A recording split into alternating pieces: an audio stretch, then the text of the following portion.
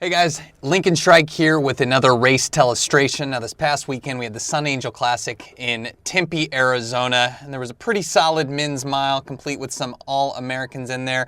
And we really want to highlight the epic kick by Cooper Teare of Oregon. He goes from 8th at the beginning of the last lap all the way to 1st, and we're going to break down how he made it happen. So let's get it rolling.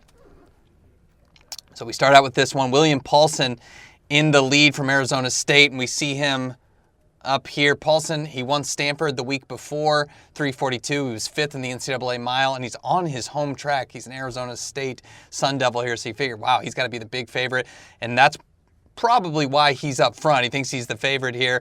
But look at our man, Cooper Teare, who, spoiler alert, he will end up winning this one. He's all the way back in 9th place. Now there's 9 men in front of him, so 10th, but Peter Lamong here was just pacing, so he's going to step off. But still, when we go all the way back here, there's 1, 2, 3, 4, 5, 6, 7, 8. That is 8 guys in front, so Teare has a lot of guys to pick off in the next lap and a half. Let's see how he does it. So continuing to roll, there's Lamong off. And again, Paulsen, a guy who's just had a spectacular 2019. You got to figure he's the big favorite. He's known for his kick, however, and maybe being in the front is not the preferable spot for him. There's a couple BYU guys in this race. Teare looks like he's starting to roll here. And as it looks here, he's swinging out, and it's like, oh, you know, he's a 3:59 miler, 4th in the 3K, has a pretty good finish. You're thinking, with a little bit more than a lap to go, he's got to be thinking, I got to go around these guys. But as we'll watch next, he wisely decides not to take this advantage and wrap all the way around here, which he could be tempted to do. He's going to settle back in this pack, and it's a very, very smart move for him as he tries to navigate all these guys over the next 400 meters. So here he is, and he'll take a peek inside and wisely kind of decide to get in this little space here. Now you're thinking, he's going to be boxed in.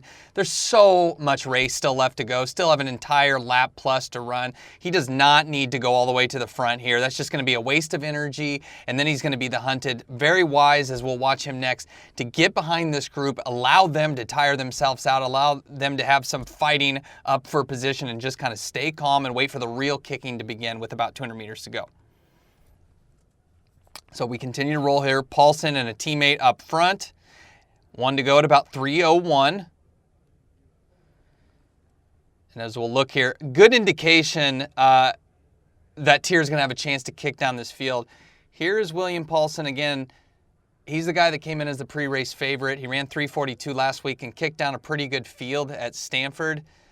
And he was 5th in the NCAA mile, but he's going backwards at this point. I mean, he was in 1st about 100 meters ago, and now he's all the way back in 3rd place. It's a good indication that this field is definitely vulnerable. And so despite the fact that Teare is well back, the best miler in the field, at least at the moment, is struggling. So it's a good indication that it's going to be a good kicker's race here, and Teare can definitely exploit that. So pace starting to ramp up. This really isn't about time so much as for him working on tactics. And we're going to watch it go into full display here. I really do think for Teare, this was a practice on championship tactics. The time doesn't matter. Obviously, they don't run the mile outdoors, and it's still early in the season. But this is great practice for him, learning how to finish races. He swings out to the outside now that we've got 300 to go, and really now he's going to try to get in a little bit better position. Not going to start making his final kick yet because that's still way too early against a field like this. But he's got to start to move up to make sure he's in position, and right at 300 to go is when he starts to make those moves, and the first time we kind of see him assert himself into this race.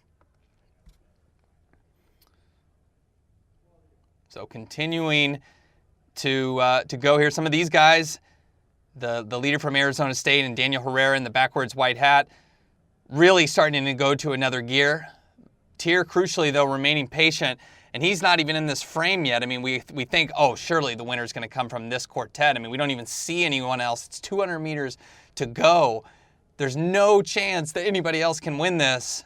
But, again, crucially, Teare's timing this really, really well. You know even with 200 meters left to go, that's a lot of racing left to do and a lot of sprinting to do. All these guys are pretty well maxed out at this point, and Teare's going to save another gear for the last little bit. So Herrera goes into another gear, and now we see the Oregon All-American, the sophomore, moving into position. He's still got a lot of work to do. The Arizona State athlete up front, though, is gassed. He's not gonna mount a challenge anymore. Now, Teare obviously making up a ton of ground, but here he does have an issue here. These three guys, the BYU duo and Daniel Herrera there in the white hat, they're blocking him. I mean, this doesn't, in the end, this is like, it doesn't necessarily matter if he has the wheels. He is physically impeded by these three. But watch what happens next that really allows Teare to utilize the full ability of his kick and a crucial air by Herrera that allows Teare to have a lane. So here's Herrera. He's trying to block the BYU athletes. He's trying to make a move to push to the outside so that they can't pass him on his right side. But the problem here is Herrera opens up this lane for Teare, who's trying to come in. If he doesn't do that, maybe Teare doesn't win this race, but Herrera, trying to play defense against BYU, ends up opening a lane for the guy who's coming on the strongest in Cooper Teare. So tactical mistake there for Herrera. Here we go. Teare continuing to go. And this BYU athlete, Franco, oh, he looks so good. And speaking of tactical mistakes, easier said than done here, but he's got a little advantage here, as we can see over Teare. If he just would have cut him off here, maybe it's not the appropriate thing to do. Maybe that's a little bit of gamesmanship here. But if Franco juts in to lane one and cuts him off, totally illegal move, possibly he can hold off. But Teare, not only is he benefiting off the heels of a 57-second last lap, but leaving lane one is open for him, both Daniel Herrera and Franco. That allows him to run the shortest distance and sneak across the finish line. Obviously, a mile is a 1,609-meter race. Teare doesn't take the lead until about the 1,600 mark, which is right here. So he's barely shy of that here when he takes the lead for the very, very first time. Again, if this was a race for him just to work on his tactics, I would say he executed it perfectly here and showing off some wheels that he could certainly use to his advantage coming up later in the season as he focuses on the 5,000. He finished well in the 3K indoors to notch a fourth-place finish. And he's going to be expecting more, and I think this is a big, big race for him to build up his confidence. Of course, it wasn't a big field of all-stars that he beat here, but how he positioned himself early in the race and how he was able to come back, it's going to be a big confidence booster for Teare. So here he finishes off, gets the W, looks pretty relaxed in doing it, but a really, really impressive finish to his race. And it can only mean bigger and better things for him going outdoors. He'll make his 5,000 debut coming up later in this season.